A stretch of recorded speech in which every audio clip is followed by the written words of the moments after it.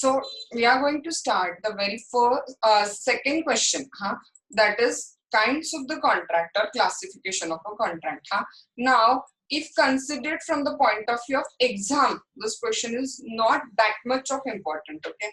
But as considering to the point of view of understanding the Indian Contract Act, this particular question is a very important, because unless and until you don't understand the concept of a void, voidable, legal, illegal, unenforceable, you cannot understand the entire Indian Contract Act. Okay, so for understanding the Indian Contract Act, understanding the kinds of contract or a classification of contract is a very essential. Now see, what I will do is that today I will explain you this kinds of a contract in my own language. What I will do is that today I will explain you this kinds of a contract in my own language, and then tomorrow we will read this particular legal language. आज मी तुम्हाला स्वतःला समजावं म्हणून माझ्या on भाषेत तुम्हाला kinds of contract he concept काय करायचं ते सांगेन, आणि मग उद्या आपण लीगल लँग्वेज मध्ये ते काय करूया तर रीड करूया. म्हणजे हा क्वेश्चन आपला दोनदा होईल, जेणेकरून तुमच्या सगळ्यांच्या फिक्स डोक्यात बसेल. फक्त उद्या तुम्ही काय करणार आहे सांगा, तर उद्या तुम्ही काइंड्स ऑफ कॉन्ट्रॅक्टला रीड करून मग लेक्चरला जॉईन व्हायचं. म्हणजे तुमच्या दृष्टीने ते तीनदा होईल. आता मी तुम्हाला एकदा एक्सप्लेन करेन माझ्या भाषेत ओन लँग्वेज मध्ये, उद्या तुम्ही एकदा रीड करून याल, आणि तीच लँग्वेज जेव्हा मी तुम्हाला परत एकदा सांगेल तुमच्या फिक्स डोक्यात बसेल. लाईफ लॉंग तुम्ही कधी विसरू शकणार नाही जर तुम्ही आता सांगितलेलं मेथड फॉलो केलं तर. जसंच्या तसं पाठ होईल तुम्हाला, बाय हार्ट लर्न होईल तुम्हाला जर आता सांगितलेलं मेथड फॉलो केलं तर. कंपल्सरी तीनदा जायचं. आता उद्या येताना रीड करून यायचं, आणि मग परत आपण क्लासमध्ये परत वाचून समजून घेणार आहे त्याला लीगल लँग्वेज मध्ये. Let start.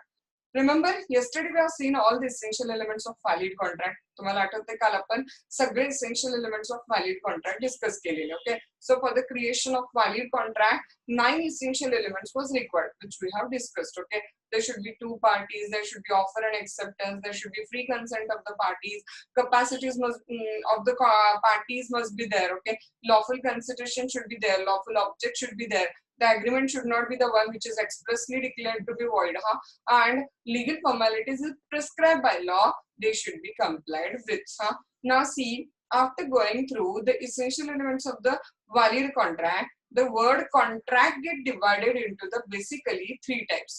Contract काय होतो आपल्या लॉ नुसार तर तीन प्रकारामध्ये डिवाइड होतो. Now what are that three types? See, number one type is according to the validity. Number two type is according to the formation, and number three type is according to the performance. लक्षात आलं? पहिला according to validity आहे, दुसरा according to formation आहे, आणि तिसरा according to काय सांगा तर performance आहे. बघा, कालपर्यंत किंवा समजा आपण लॉचं लेक्चर सुरू करायच्या 4-5 दिवस आधीपर्यंत तुमच्यासाठी काय होतं सांगा, एक तर एखादी गोष्ट लीगल असते काय, आणि जर एखादी गोष्ट लीगल नसेल तर मग ती गोष्ट काय असते सांगा, इलिगल असते. Those people who are not related to the law faculty, they don't know these words. Okay, void agreement, void contract, voidable contract, illegal agreement. These words are unknown for them. Unenforceable contracts. For them, either the contract is illegal, and if the contract is not legal, then it is illegal. जर तो legal आहे तर okay आहे, आणि जर तो legal नाही आहे तर याचा अर्थ तो इलिगल आहे. सामान्य माणसाच्या दृष्टीने हे दोनच प्रकार असतात काय, पण लॉ मध्ये तसं नाहीये. लॉ मध्ये जर ते लीगल नसेल तर ते वॉइडेबल असेल, वॉइड अग्रीमेंट असेल, वॉइड कॉन्ट्रॅक्ट असेल, इलिगल अग्रीमेंट असेल किंवा अनएन्फोर्सेबल असेल. One by one we will start to look on this particular all points. Okay, just as I have told you, the 9 essential elements of valid contract, if they are there in the contract. जर section 10 मध्ये दिलेले आणि नाही दिलेले असं मिळून जे काय essential elements of valid contract होतात, जसं free consent, competency of parties, lawful object, lawful consideration, हे सगळे इसेन्शियल एलिमेंट्स असतील तर contract will number 1 valid contract. Section 2H of the Indian Contract Act. Remember the definition of contract: agreement which is enforceable by law. And when agreement become enforceable by law, if all essential elements of valid contract are there, agreement become enforceable by law. त्यामुळे Indian contract act ने सांगितलेले सगळे essential element तुमच्या contract मध्ये असतील तर तुमचं contract काय होईल सांगा, व्हॅलिड कॉन्ट्रॅक्ट होईल. डन. फर्स्ट पॉइंट हा व्हॅलिड कॉन्ट्रॅक्ट. ओके. नाव सेकंड पॉइंट बघा, voidable contract. हा सेकंड पॉइंट काय सांगा तर voidable contract. Okay, voidable contract. Now remember, just sometime before I have asked you that for the creation of a valid contract, what is required is that one, for the creation of valid contract, one of the essential element was a free consent. Okay. Now Yashasri answered that when we can say that there is a free consent, if there is no coercion, there is no undue influence, there is no fraud, and there is no misrepresentation, okay, and no mistake, then we can say that there is a free consent. I will give you one example first of all, and then we will go into this particular. Okay, we will take out one particular example. Now see, same example we will take out. I put a gun on the head of the Vishwa. मी काय केलं सांगा तर विश्वाच्या डोक्यावरती gun ठेवला आणि विश्वाला म्हटलं त्यांचा 80,000 रुपयाचा मोबाईल मी मागितला 8,000 रुपयामध्ये. Out of the fear of life विश्वा थॉट दॅट की मोबाईल काय 100 येतील, पण माझं लाईफ काय परत येणार नाही, लेट इट बी. त्यामुळे त्यांनी काय सांगितलं सांगा तर मला हो म्हटलं, and she agreed to sell that 80,000 rupees costing mobile to me in rupees 8,000. 8,000 रुपयाला तो मोबाईल मला त्या विकायला तयार झालाय. ठीक आहे. मग आता बघा, विश्वानी माझ्या बरोबर तर ते कॉन्ट्रॅक्ट केलं तिथं. आता त्यांची कन्सेंट कशी आहे सांगा, फ्री नाहीये. बिकॉज मी काय युज केलेलं त्या 5 एलिमेंट पैकी फिजिकल फोर्स. आणि मग फिजिकल फोर्सला आपण काय म्हणतो सांगा, सेक्शन 15 नुसार कोर्शन. कोर्शन म्हणजे फिजिकल फोर्स युज केलेला. मग आता विश्वा वेंट टू हर होम. माझ्या बरोबर ते कॉन्ट्रॅक्ट विश्वाने केलं आणि त्या त्यांच्या घरी गेल्या काय. मग त्यांच्या घरातल्यांच्या 2 रिॲक्शन येऊ शकतात. त्यांच्या घरातल्यांच्या काय होतील सांगा तर 2 रिॲक्शन येऊ शकतात.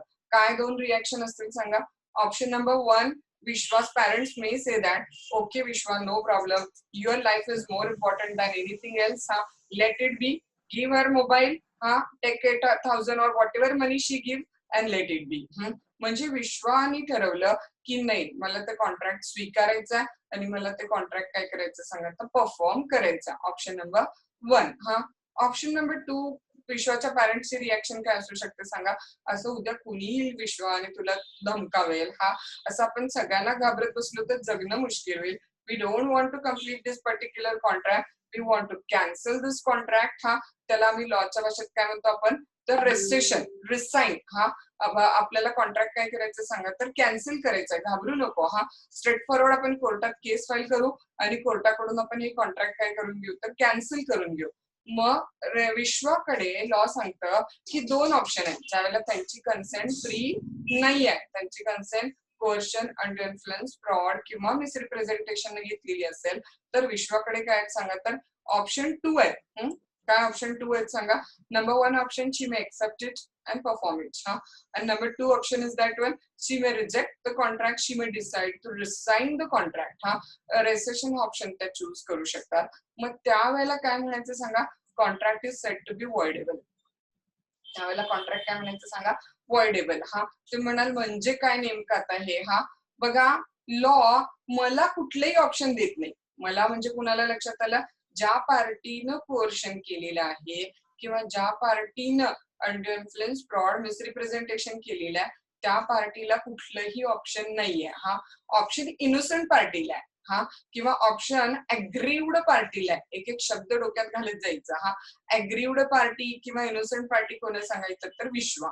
अग्रीव्ड अन्याय, अन्याय कुणावर झालेला विश्वावर, कारण 80,000चा मोबाईल किती रुपयाला मागायला लागले मी त्यांच्याकडे 8,000 रुपयाला. त्यामुळे अग्रीव्ड इनोसंट पार्टी कोणी सांगा विश्वा आहे. कळलं तुम्हाला. मग आता इथे बघा समजून घ्या. लॉ सेज अन कॉन्ट्रॅक्ट, बघा आता लीगल डेफिनेशन ऐका. A contract which is enforceable at the option of a 1 or more party but not at the option of a other or others. समजून घ्या. 90% माझ्या मुलांना बऱ्यापैकी जसं मी सांगितलेलं असतं तसंच तसं आणि व्यवस्थित लक्षात राहते. फक्त तुम्ही अटेन्शन फक्त तुमचं 100% माझ्याकडे द्या. बघा, वॉइडेबल कॉन्ट्रॅक्ट लॉ मध्ये कसं डिफाईन केलेलं आहे. Voidable contract is a contract which is enforceable at the option of a 1 or more party. One or more म्हणजे कोण झालं सांगा, विश्वा, विश्वाचे पॅरेंट्स वगैरे हा. Which is enforceable at the option of one or more party, म्हणजे कॉन्ट्रॅक्टला enforce करायचं किंवा नाही हा ऑप्शन कुणाला सांगा, फक्त विश्वा किंवा विश्वाच्या पॅरेंट्स, त्यांचं डिसिजन आहे, but not at the option of other और अदर्स. हा लॉ मला कुठलंही ऑप्शन देत नाही, कारण मी स्वतः गिल्टी आहे ना, मी धमकावलेलं आहे, मी घाबरवलेलं आहे, मी फ्रॉड केलेला आहे, मी मिसरिप्रेझेंटेशन केलेलं आहे, मी अंडर इन्फ्लुएन्स केलेला आहे, मग मला कसं प्रोटेक्शन मिळेल सांगा. तर नाही, मला विश्वास जो डिसिजन घेईल तो फॉलो करायला पाहिजे. विश्वाने रिसाईन केलं तर कोर्टात मला रिसेशनच्या सूटला फेस करायला पाहिजे. हा जर विश्वाने ऍक्सेप्ट केलं वेल अँड गुड, मला ते ऍक्सेप्टन्सचं डिसिजन ऍक्सेप्ट करायला पाहिजे. म्हणजेच कुणाचं डिसिजन फायनल असेल सांगायचं तर विश्वा. परत एकदा वर्डेबलची डेफिनेशन अशा अर्थानं थोडस सबकॉन्शियस माइंड मध्ये, नोट्स पेपरमध्ये अजिबात असं लिहायचं नाही, पण सबकॉन्शियस माइंड मध्ये असं कुठेतरी लक्षात ठेवा की which is able to be avoided. म्हणजे विश्वाला ऑप्शन आहे, विश्वाला वाटलं तर ते अवॉइड करू शकतील किंवा विश्वाला वाटलं तर त्या एक्सेप्ट करू शकतील. त्यामुळे सबकॉन्शियस माइंड मध्ये तुमच्या असं कुठेतरी असं ठेवा की वर्डेबल म्हणजे काय तर which is able to be avoided. वाटलं तर विश्वा ऍक्सेप्ट करतील, वाटलं तर विश्वा रिजेक्ट करतील. आणि लिगल भाषेमध्ये काय लक्षात ठेवायचं सांगा आपल्याला, a contract which is enforceable at the option of one or more party, मतलब विश्वा, विश्वास पेरेंट्स, हा, but not at the option of other or others, means law did not give me any option. Option has been given of either accepting or rejecting this contract is to only the innocent party, is only to the aggrieved party. Did you get? This is what considered as a voidable contract आपण त्याला consider करतो तिथं. हा लक्षात आलं तुम्हाला. First, all essential elements of valid contract are there, is called as the valid contract. हा, a contract which is enforceable at the option of one or more party but not at the option of other or other is considered as a voidable contract आपण त्याला म्हणतो. हा, now third point बघा, many times people don't understand the difference between these two terms. Sometimes it is not even cleared in colleges or other places where you go through these concepts. Void agreement and void contract, these two terms are a different one. Getting what I'm saying is you, void agreement and void contract are a two different terms. Baga, why these two words are different from each other? I will give you one example first of all for void agreement.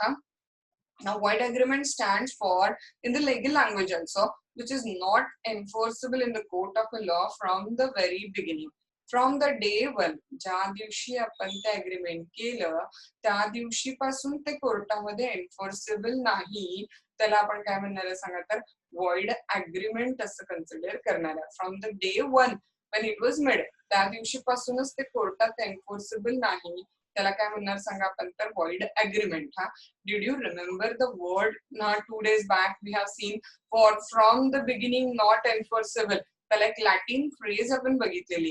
काय phrase आहे लक्षात आहे तुम्हाला? From the beginning साठी आपण एक Latin phrase बघितलेली. काय फ्रेज होती आठवते कुणाला? Minors contract is void ab initio. Right, ab initio. Okay, minus agreement was considered as the void ab initio. So what was that phrase we have seen is ab initio.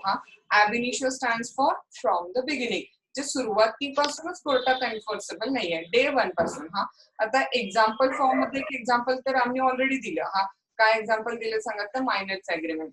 From the day one it is made, it is not enforceable in the court of a law. I just give you a simple example. आता समजा आपण रामनाच घेऊन एक example घेऊया. रामच्या घराच्या शेजारी at the neighbour side 17-year boy resides, एक 17 वर्षाचा मुलगा त्यांच्या घराच्या शेजारी राहतो.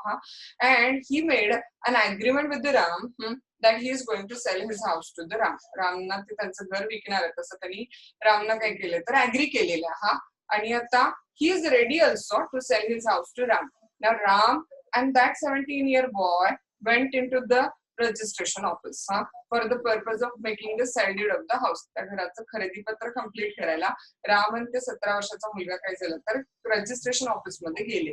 तर let me know your knowledge की रजिस्ट्रार जे आहेत ते खरेदी पत्र नोंद करून घेतील काय? Registrar whether he will register that particular agreement? No. Why say? Because minor 17 year. So even Ram आणि तो 17-year बॉय रेडी आहे तरी सुद्धा हे अग्रीमेंट कोर्टात एन्फोर्सेबल होणार नाही. लक्षात घ्या. लक्षात येत आहे. म्हणजे इव्हन पार्टीज रेडी जरी असले तरी पण ते अग्रीमेंट कोर्टात एन्फोर्सेबल नाही आहे. हा अग्रीमेंट विदाउट कन्सिडरेशन म्हणजे बिना मोबदल्याचं केलेलं अग्रीमेंट व्हॉइड अग्रीमेंट आहे. Agreement to do illegal act, लक्षात जावा आणि त्याचा पाय तोडून या, अग्रीमेंट नॉट एन्फोर्सेबल आहे. हा जावा त्याच्या घराची खिडकी तोडून या, अग्रीमेंट नॉट एन्फोर्सेबल आहे. From the day one that three thieves who agree to share the profit of whatever they earn by making cheating with the people, agreement is considered as a void agreement because that is not enforceable in the court of law from the day one. ते पण void agreement आहे. त्यामुळे जे from the beginning ab initio कोर्टात एन्फोर्सेबल नाही आहे त्याला आपण म्हणतो void agreement. हा आणि लीगल डेफिनेशन पण तीच आहे. काय an agreement which is not enforceable in the court of law is considered as a void agreement. Got the point? Now we will move to the void contracts. Now this word void contract stands for what we will see. First of all, we will take out an example. एक पहिल्यांदा आपण काय करूया सांगितलं त्याचं example घेऊया. हा बघा, suppose in the month we live in the world of globalization. You are very well aware. We easily can call any goods from outside the India. हे तुम्हाला चांगलं माहिती. आपण US, ऑस्ट्रेलिया, इंग्लंड, अमेरिका कुठूनही आपल्याला पाहिजे ते प्रोडक्ट आरामात काय करू शकतो तर मागवू शकतो. हेही तुम्हाला व्यवस्थित माहिती आहे. मग आता आपण काय केलेलं माहिती आहे, एक 10 मार्चला आपण एक प्रोडक्ट समजा की नाही USA वरनं मागवलेलं. 10 मार्चला आपण एक प्रोडक्ट काय केलेलं USA वरनं मागवलेलं. मग आता 10 मार्चला US आणि इंडियामध्ये इंटरनॅशनल फ्लाईट आरामात चालू होत्या. No problem was there. You are well aware about that fact. पण आहे ना ऍक्च्युली आपल्या कॉन्ट्रॅक्ट मध्ये काय डिसाईड झालेलं सांगा, तर ते जे प्रोडक्ट आपण मागवले ना ते डिलिव्हर करायचं होतं 10 एप्रिलला. तिथून डिलिव्हर करा म्हणजे इकडे ते आपल्याला 17 एप्रिल पर्यंत मिळेल असे एक आपला तिथं काय होतं तर अप्रॉक्सिमेट अंदाज होता. So we made a contract with American person. Accordingly, the contract was made on the 10th of March. That American was major, we were major. He said yes, voluntarily, free consent was there. The product we was called was some electronic product. Okay, so it was just a legal agreement. No illegal thing we have called from USA.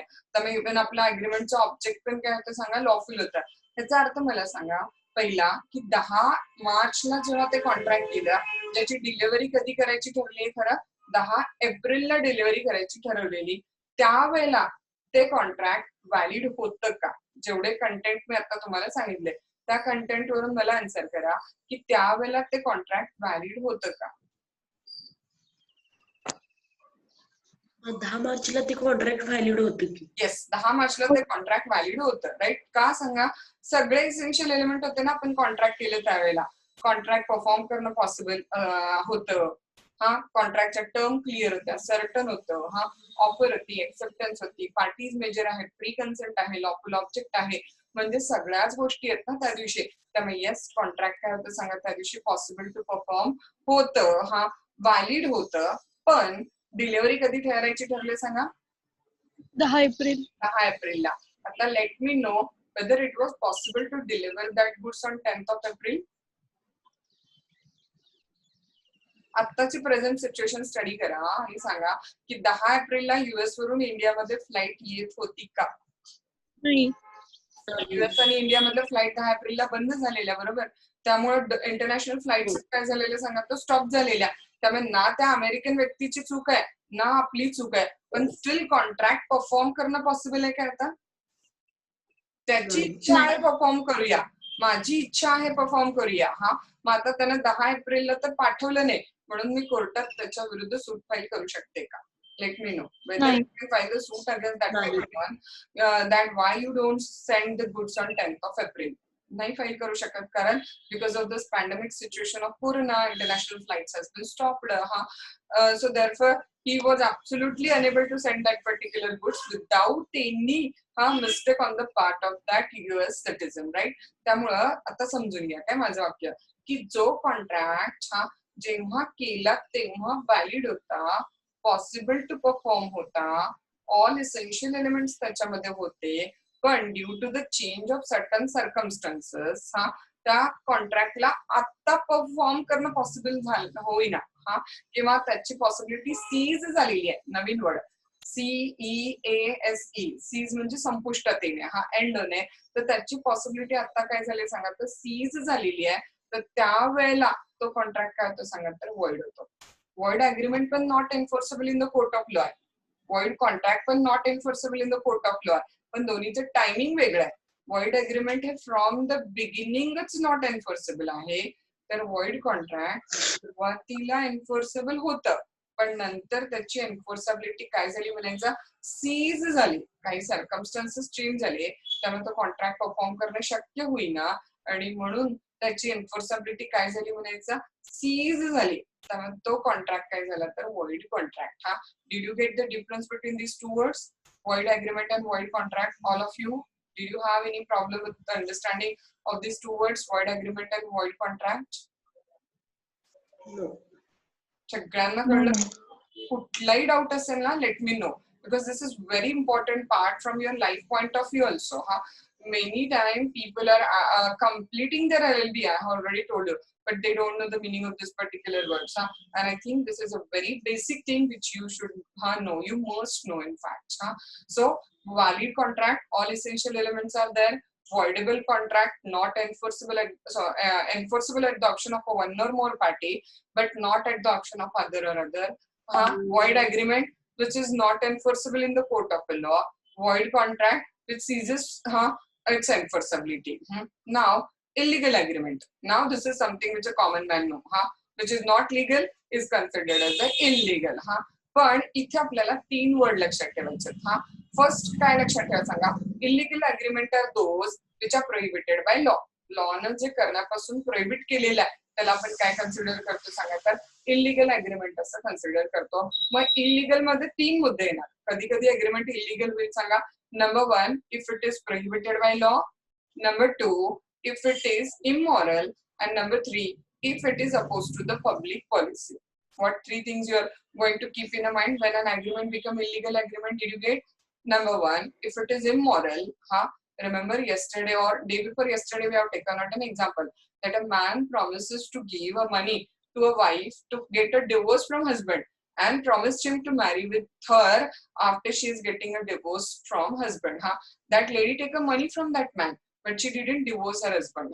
Now can that man go in a court of law against the lady saying that की मी तुला divorce घ्यायला पैसे दिलेले तू divorce का नाही घेतला? The loss is no. That man is not allowed to recover his money by going in a court of law. Why?